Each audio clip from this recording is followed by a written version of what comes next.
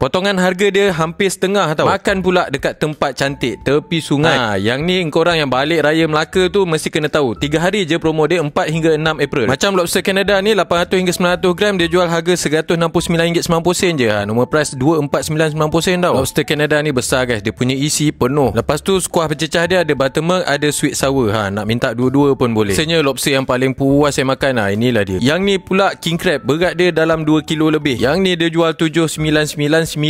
Harga asal nak dekat RM1,400 ni. Sos pececah dia sama juga macam tadi. Yang ni saya rasa paling best sekali. Alaskalik 1.5 kg. Kalau yang ni dia extra special, dia datang sekali dengan sos pencecah sukia ni. Sos ni sedap tau. Dia punya rasa masam-masam dia tu.